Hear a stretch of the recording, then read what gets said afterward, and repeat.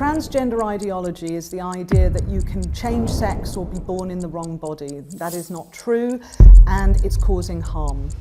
I'm not going to stop talking about this issue until that harm is addressed.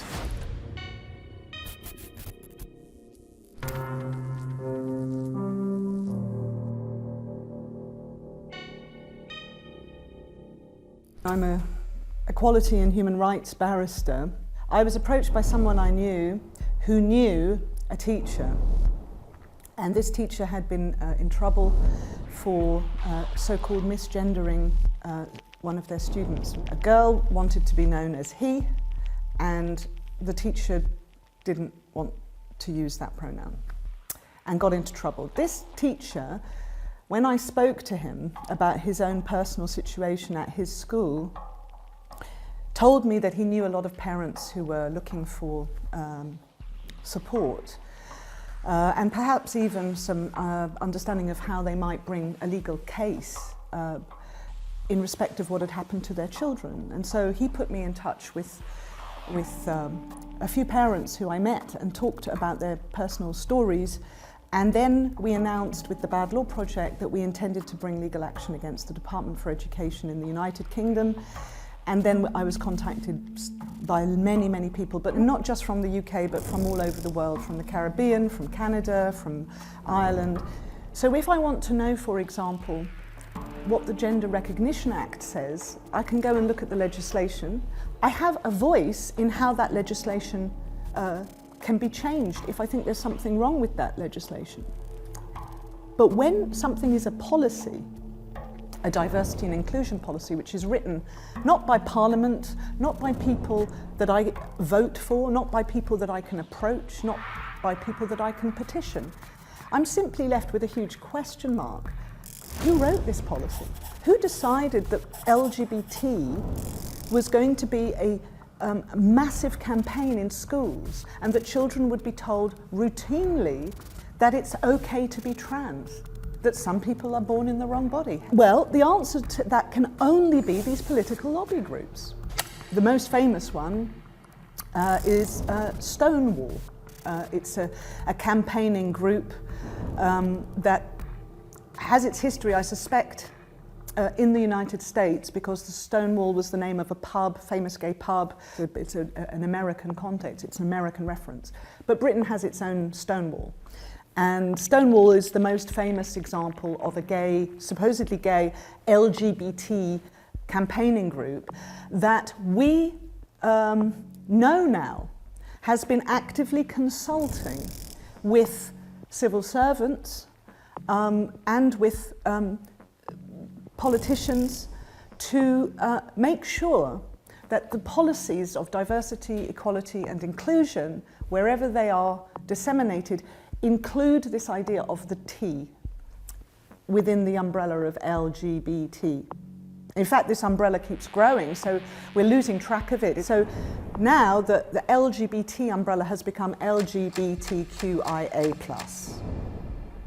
And I think you can do whatever you want under that umbrella. But you can do it, and you can say, I'm doing this in your child's school. It's in all these policies that we're seeing. And as I say, when you put them into schools, because schools now are mandated to teach something called relationships and sex education, and we're now seeing more and more materials that are being directly targeted in the name of LGBTQIA+ equality, with children learning that they can be anything under the rainbow they want to be. So a boy is told that he can be a girl and he can be a lesbian. He finds that cool. He finds that idea cool, maybe because he's a heterosexual boy who likes girls. This way he can be a lesbian in a boy's body. This is suggested through, again, programs of instruction like personal social health education, relationships and sex education. And what we've seen in recent years is that the statistics of children identifying as being born in the wrong body have rocketed, and children are signing up for medical consultations on the basis that they're trans or LGBTQ.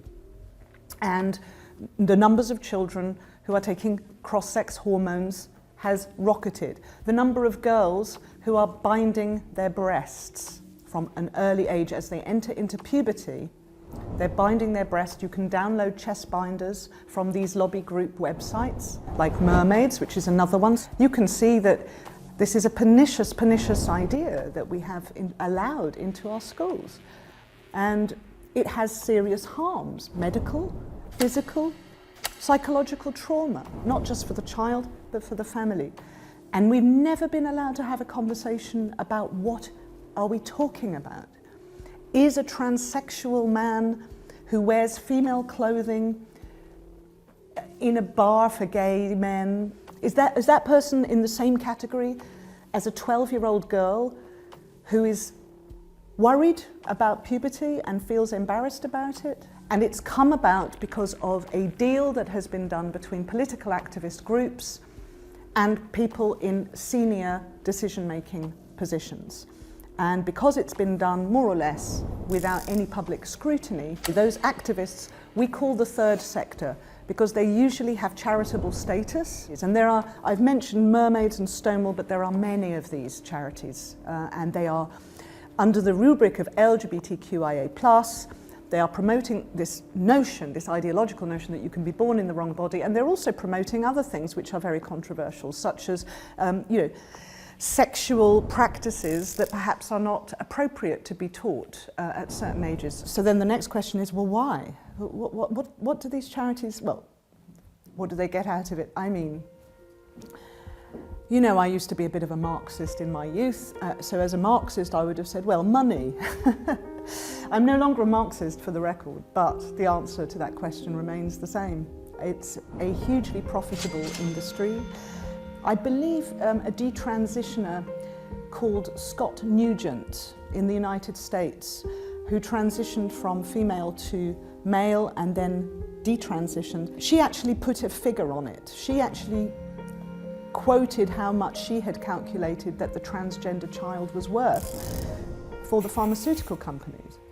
And I think that the charity sector also profits because they are selling materials to schools because they are experts on this new thing which nobody understands. But if we look at the non-monetary explanation for this craze, which has taken off notably in Western democratic countries, so well, what we call Western democratic countries, whether they are Western or democratic is another question. But in United States predominantly, Britain, to some extent, Australia, Canada, you know, the Anglosphere seems to be particularly vulnerable. Ireland, Scotland, we see these countries, you know, possessed by this idea of trans. We don't see that idea so popular or so promoted in other areas of the world. And I think one psychological explanation for that might be that in areas outside of the West, the family is a more important institution. It's valued collectively, socially. The idea of the family, it's just the transgender child stands alone, and the only people that they can turn to, particularly if their family don't understand what's happening or are concerned, the only people they can go to, imagine that, are the charities who are there to support them and the doctors who are there to treat them. And you see how it works. You're making the child into an instrument of this new industry that's growing up, which is it's a combination of corporate power and greed and state power and authority. I think the West needs to wake up and start thinking about what are its priorities. Do we prioritize pharmaceutical profit over a child's health?